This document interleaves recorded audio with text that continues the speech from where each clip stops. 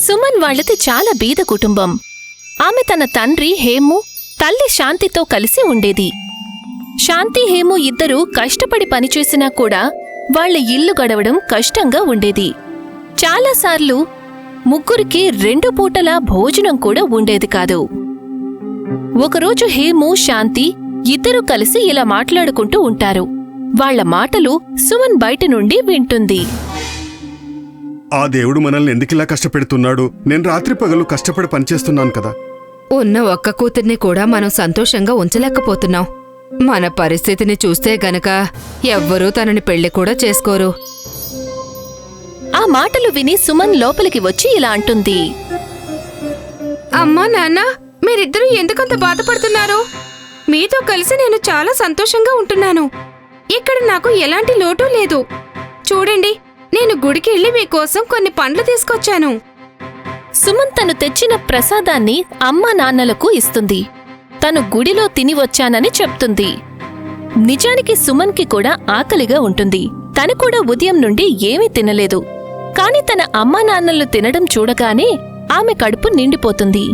ఆ విధంగా సుమన్ ప్రతిరోజు ఏదో ఒక చోటి నుండి ఏదో ఒకటి వెతికి తీసుకొస్తూ ఉండేది. ఒకరోజు తను అమ్మా నాన్నలకు స్వీట్ తీసుకొస్తూ ఉండగా దారిలో ఆమెకి ఒక పిల్లాడు కనిపిస్తాడు. ఆ బాబు చాలా ఆకలితో ఉంటాడు. 5-6 రోజుల నుండి ఏమీ తినని వాడిలాగా ఉంటాడు. అతని ఆకారం చిన్నదిగా ఉంటుంది. అతను ఏమీ మాట్లాడకుండానే సుమన్ చేతుల్లో ఉన్న స్వీట్ బాక్స్ వైపు చూస్తూ ఉంటాడు. ఈ రోడ్డు మీద ఒక్కడివే నువ్వేం చేస్తున్నావు బాబూ? మీ అమ్మా నాన్నలు ఎక్కడున్నారు? ఆ బాబు ఏమీ జవాబు చెప్పడు. మాట్లాడకుండా స్వీట్ బాక్స్ వైపే చూస్తూ ఉంటాడు. సుమన్కి అర్థమవుతుంది అతను ఆకలితో ఉన్నాడు అని. ఆ స్వీట్ బాక్స్ ని ఆ బాబు చేతికి ఇచ్చేస్తుంది. సుమన్ ఇంటికి వెళ్లి అమ్మా నాన్నలకు ఆ బాబు గురించి చెప్తుంది. ఆ తర్వాత ఆమె ఏమీ తినకుండానే పడుకుంటుంది. ఉదయం లేవగానే ఆకలితో సుమన్ కడుపులో నొప్పిగా ఉంటుంది. లేచి వెళ్లి ఇంటి బయట కూర్చుంటుంది. దేవుడా, ఒక్కరోజైనా నాకు అడుక్కునే అవసరం రాకపోతే బావుండేది. ఈ బీదరికం తట్టుకోలేక నేను చాలా అలసిపోయాను. సుమన్ అలా అనుకుని ఇంటి లోపలికి వెళ్తూ ఉండగా ఆమెకి ఇంటి ముందు ఒక పెద్ద మూట కనిపిస్తుంది.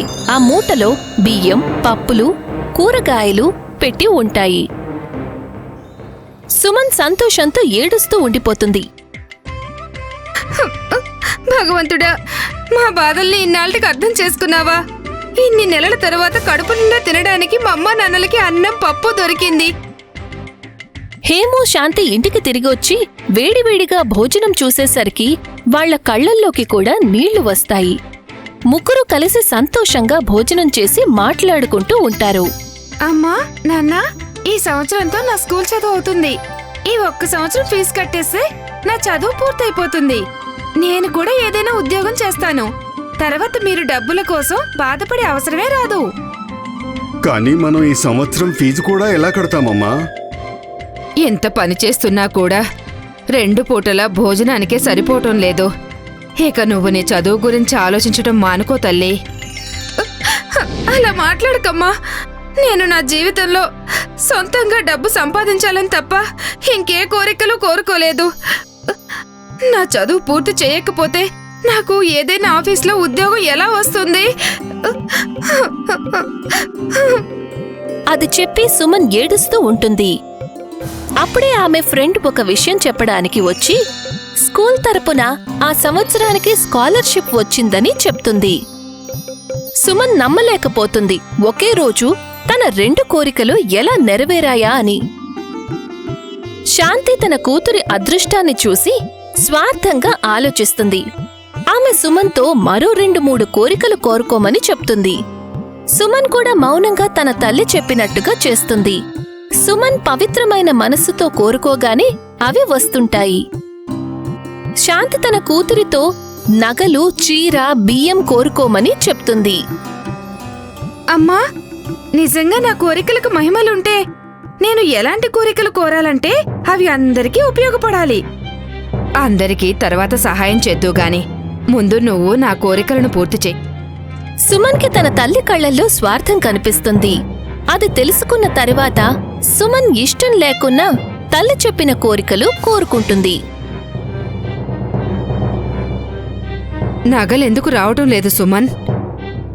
ఎందుకంటే నేను వాటిని మనస్ఫూర్తిగా కోరుకోవడం లేదమ్మా. పిచ్చిదానా, నువ్వెందుకలా చేస్తున్నావు? నీకు మీ అమ్మ సంతోషంగా ఉండటం ఇష్టం లేదా? తప్పకుండా నిన్ను సంతోషంగా ఉంచుతానమ్మా, కానీ దానికన్నా ఎక్కువగా మన ముగ్గురు సంతోషంగా ఉండాలని కోరుకుంటున్నాను. మనం ఈరోజు సంతోషంగా ఉంటే సరిపోదు, రాబోయే జీవితంలో ఎలా సంతోషంగా ఉండాలని ఆలోచించాలి. శాంతికి అప్పుడు విషయం అర్థమవుతుంది. తరువాత ఆమె సుమన్ని బలవంతంగా ఏమీ కోరుకోమని చెప్పదు. సుమన్ మనస్ఫూర్తిగా ఏ కోరికలు కోరుకున్నా ఆ కోరికలు తీరిపోయేవి. సుమన్కి ఉన్న శక్తితో ఆమె కుటుంబం తమ జీవితాలను బాగు చేసుకుంటారు. ఒక బీదవాడి కూతురి పవిత్రమైన మనసు వల్ల వాళ్ల జీవితాలు పూర్తిగా మారిపోతాయి. ఆర్తి ఏ ఇంట్లో అయితే అద్దెకి ఉంటుందో ఆ ఇంటి యజమాని ఆమెని తన కూతురులాగా ప్రేమగా చూసుకుంటూ ఉంటాడు. ఆర్తి కూడా వాళ్లకి ఎన్నో సేవలు చేస్తుంది. ఆర్తి ఇంటి యజమాని అతని భార్య ఒకరోజు బయటికి వెళ్తారు.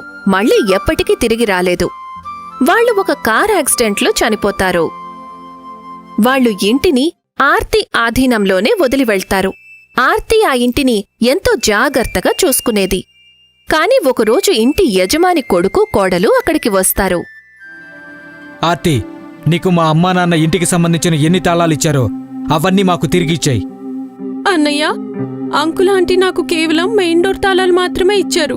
అవి కాక వేరే ఏ తాళాలు నా దగ్గర లేవు. చూడు ఆర్తి, ఇప్పుడు నేను వచ్చేశాను.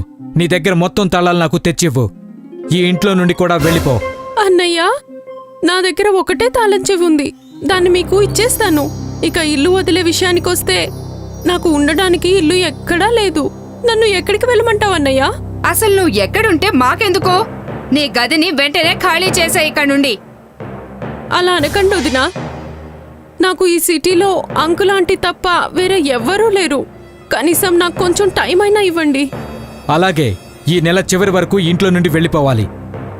ఇంకో విషయం మళ్ళీ చెప్తున్నాను, నీ దగ్గర వేరే ఏ తాళం ఉన్నా ఏమి మాట్లాడకుండా నాకు తెచ్చిచ్చేయి.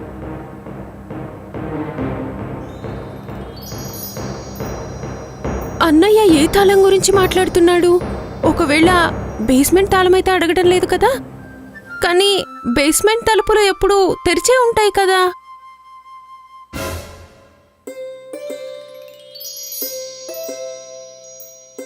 అసలు ఇక్కడ అంత ముఖ్యమైనదేముంది? దీనికోసం అన్నయ్య వదిన అన్నిసార్లు నన్ను తాళాల గురించి అడిగారు. అరే, ఈ గది లోపల నల్లా ఎందుకు ఓపెన్ చేసుంది? అంకుల్ ఆంటీ కూడా అలాంటి విచిత్రమైన పనులు చేసేవాళ్ళు. ఈ నల్లాకి ఎంత మురికి పట్టుందో.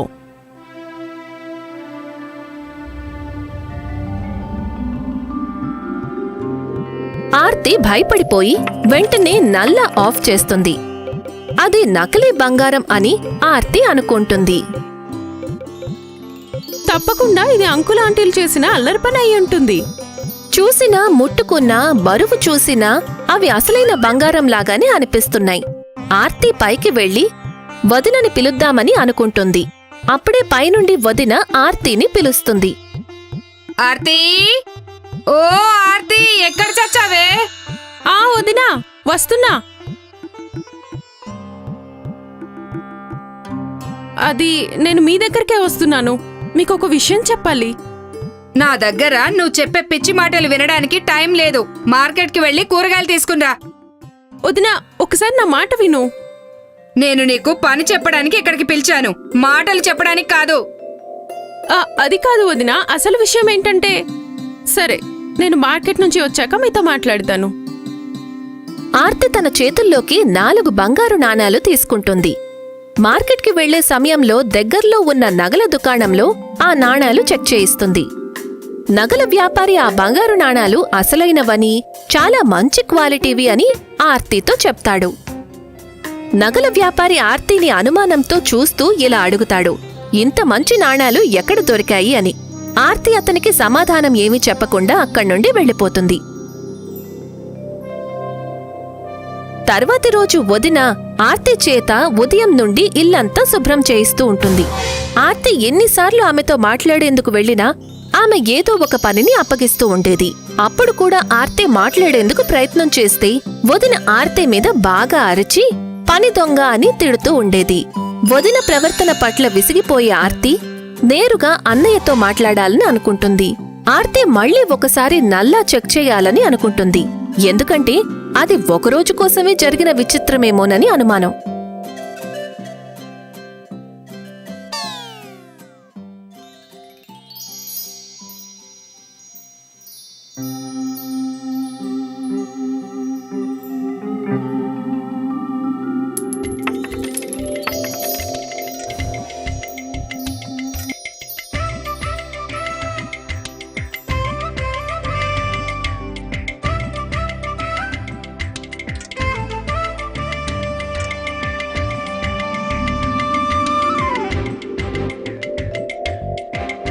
ఆర్తి, ఒకసారి ఇలా రామ్మా. చెప్పండి అంకుల్. చూడమ్మా ఆర్తి, నువ్వు 2 ఏళ్ల నుండి దినేష్ గారింట్లో ఉంటున్నావు. కానీ నువ్వు ఇంతకు ముందు ఎన్నడూ బంగారు నాణాలు ఇక్కడికి తీసుకుని రాలేదే. అంకుల్, అది ఎలా చెప్పాలి? మీరు నా మాటలు నమ్మరేమో. నువ్వనేది బంగారు నల్లా గురించేనా? అంకుల్, అది మీకెలా తెలిసింది? అన్నయ్య వదిన ఏమైనా చెప్పారా? లేదమ్మా, ఆ రోహన్ ఇంకా అతని గయ్యాళి భార్యతో నేను మాట్లాడటం ఎప్పుడు మానేశానంటే వాళ్ళ నాన్న ఇంట్లో నుండి గెంటేసి వెళ్ళగొట్టినప్పుడే. అంకుల్, ఏం మాట్లాడుతున్నారు మీరు? అవును ఆర్తి, దినేష్ గారు ఎంతో మంచి మనసున్న ఒక మనిషి. ఆయనకి ఒకరోజు దేవుడు ప్రత్యక్షమై ఇచ్చిన వరం ఫలితంగా ఆ బంగారు నల్లా దొరికింది. ఆయన ఎప్పుడూ కూడా తన జీవితంలో ఆ బంగారు నాణాలను దురుపయోగం చెయ్యనే లేదు. ఆయన నెలలో ఒకసారి 3-4 నాణాలు మాత్రం తీసుకునేవాడు. వాటిని అమ్మితో వచ్చిన డబ్బుని ఈ చుట్టుపక్కల దగ్గరలో ఉన్న అనాథాశ్రమాలకు దానంగా ఇచ్చేవాడు. కానీ ఈ రోహన్కి తన తల్లిదండ్రుల్లో ఉన్న మంచి లక్షణం ఒక్కటి కూడా రాలేదు.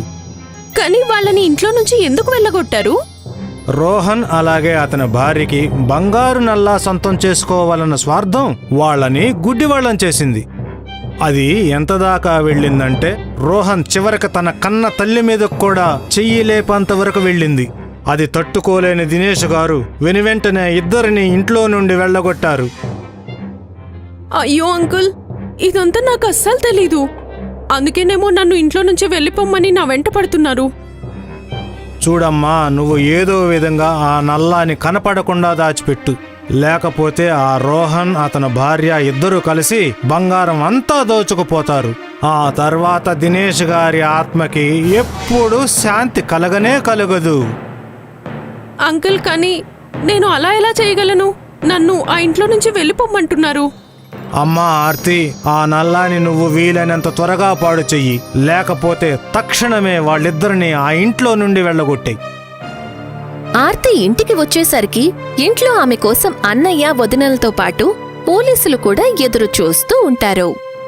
చూడండి ఇన్స్పెక్టర్ గారు, తనే ఆ అమ్మాయి మా నాన్నగారి విలువైన బంగారు నాణాలు దొంగతనం చేసింది. అయ్యో లేదు లేదు, అది నిజం కాదు ఇన్స్పెక్టర్. అవునా? నిజం కాదా? ఇది నిజం కాకపోతే మరి నువ్వు ఈ నాణేల డబ్బా తీసుకుని ఎక్కడికి పారిపోవాలనుకున్నావు? చూడండి సార్, ఇది తన బట్టలన్నీ ప్యాక్ కూడా చేసి పెట్టుకుంది పారిపోవడానికి. లేదు సార్, ఇదంతా అబద్ధం. నిజానికి వీళ్ళే నన్ను ఇంట్లో నుంచి వెళ్ళిపోమన్నారు. ఇన్స్పెక్టర్ ఆర్తిని పట్టుకుని పోలీస్ స్టేషన్కి తీసుకువెళ్తూ ఉంటాడు. అప్పుడే నగల వ్యాపారి మిగతా కొందరు కలిసి ఆర్తికి మద్దతు తెలిపేందుకు వస్తారు. అందరూ కలిసి రోహన్ అతని భార్య గురించిన నిజాలు ఇన్స్పెక్టర్కి తెలియజేస్తారు. ఇన్స్పెక్టర్ రోహన్ని అతని భార్యని పోలీస్ స్టేషన్కి తీసుకువెళ్లి లోకప్లో వేస్తాడు. రోహన్కి అతని భార్య నిఖితాకి జైలు శిక్ష పడుతుంది. ఆర్తి దినేష్ శర్మ పేరు మీద అదే ఇంట్లో ఒక అనాథ శరణాలయం ఓపెన్ చేస్తుంది. ఆ నాణాలతో బీదవాళ్లకు సాయం చేస్తుంది.